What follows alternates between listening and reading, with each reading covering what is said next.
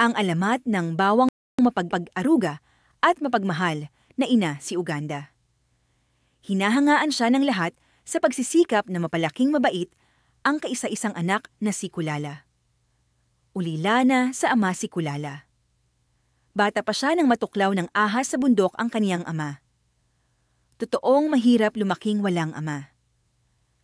Para kay Kulala, hindi buo ang pamilya nila kung patay na ang isa sa mga magulang niya.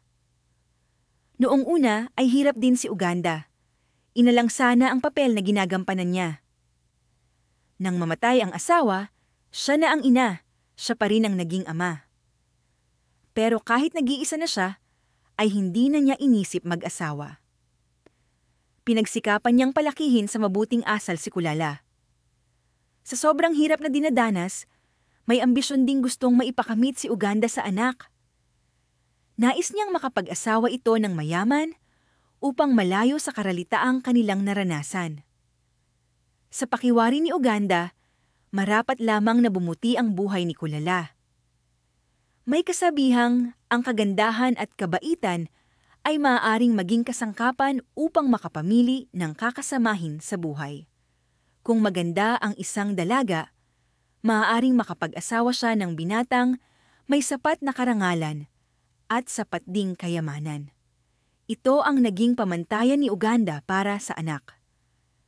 Ang kagandahan ni Kulala ay lalong napag-usapan ng magdadalaga na siya. Makinis ang kutis at balingkinitan ang katawan niya.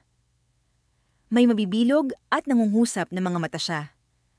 Ang mga labi niya, kahit di kulayan ay sariwang rosas ang katulad. Ang tinig niya ay may lambing na dala, lalo't kapag siya ay nagtatampo na. Sapagkat marunong makipagkapwa-tao, kaya siya ay kaibigan ng bata at matanda. Mahirap at mayaman ay pantay lang sa kanya. Mabuti mang tao o masama ay pinakikiharapan niya. Wala siyang pinipili. Para sa kanya, ang pagpapakatao ay isang mabuting pag-uugali.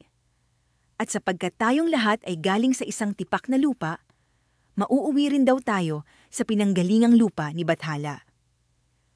Hanga si Uganda sa paniniwalang ito ni Kulala. Pero kahit lahat ay pinakikiharapan ng anak, nangangarap pa rin ang ina na sana ay mayaman at makapangyarihang binata ang mapangasawa ng kaniyang magandang dalaga. May sariling puso at isip si Kulala. Totoong maraming naghahain ng pag-ibig sa kanya, pero wala pa siyang napipili kahit isa. Upang matawag ang pansin ni Kulala, lahat ng manliligaw niya ay nagpapakiramdaman at nagpapayabangan mapaniwala lamang ang dalaga sa inihahain nilang pagmamahal. Sa kasamaang palad, lagi at laging sinasamang palad ang lahat ng mangingibig na nagpapasikatan. Naririyan si Hashim na buong giting na nagmamalaking kukunin niya sa ilalim ng karagatan, ang pinakamalaking perlas na iaalay niya sa paanan ng minamahal. Madaling araw pa lang ay mayabang na itong lumusong sa tubig at sumisid na parang barakuda sa kailaliman. Pero sinamang palad siyang mabagok ang ulo sa nakausling bato sa ilalim ng dagat na ikinamatay niya kaagad. Nanginginig sa takot ang buong katawan ni Kulala nang dalhin sa tahanan nila ang lumaylay na katawan ng mangingibig. Nasundan ito ng abenturerong si Perot na sa pagnanais na mabigyan ng tuwa si Kulala ay mayabang na lumusong sa ilog-ilugan na kinaroroonan ng pinakamababangis na buwayang kinatatakutan ng mga kalalakihan. Nawakwak nga niya ang tiyan ng pinakadiyos-diyosan ng mga buwaya. Subalit nahagip ang dibdib niya ng matatalim na mga ngipin ng damulag. Pinapanghina siya sa sobrang dugong umagos sa hapong katawan. Una siyang nalagutan ng hininga bago tuluyang namatay ang dyablo.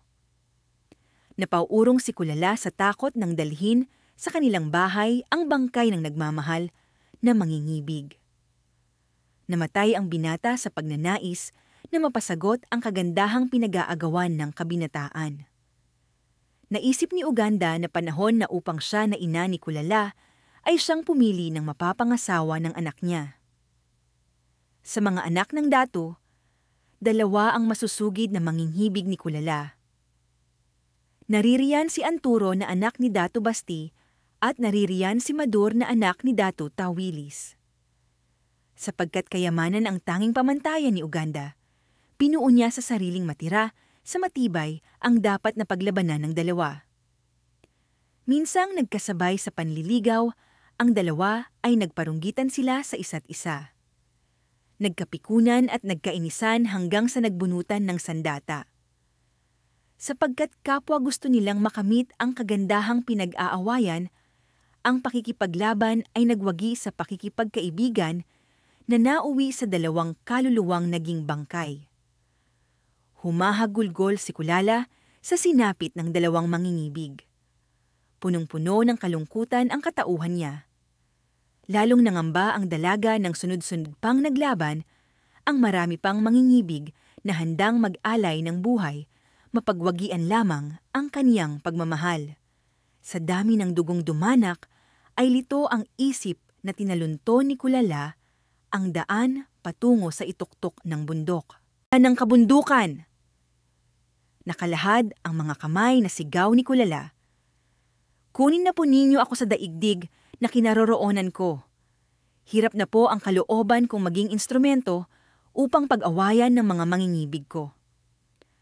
Marami na pong dugong dumanak sa mga sakim na pagnanasang, maangkin ako ng mga pagmamahal na lubhang makasarili at materyoso.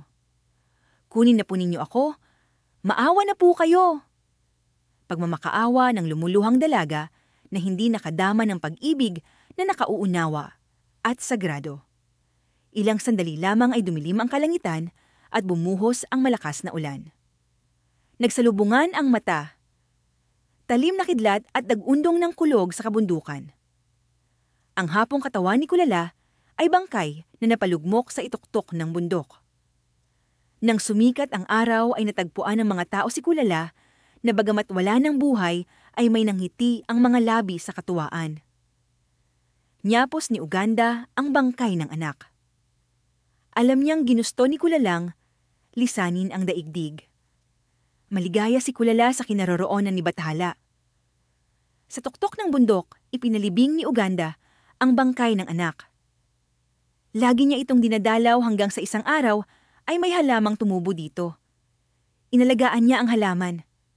Nang magbunga ay napansin niyang kahawig ito ng mapuputing ngipin ni Kulala. Tumingala sa langit si Uganda at malinaw na narinig ang tinig ni Bathala.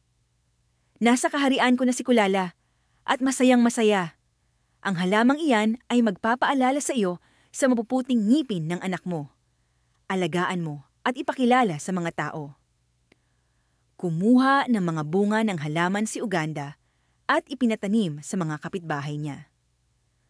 Magmula noon ang mapuputing ngipin ni Kulala ay nakilala bilang rekado sa mga lutuing bahay na tinatawag ngayon bilang bawang. Ang alamat ng bawang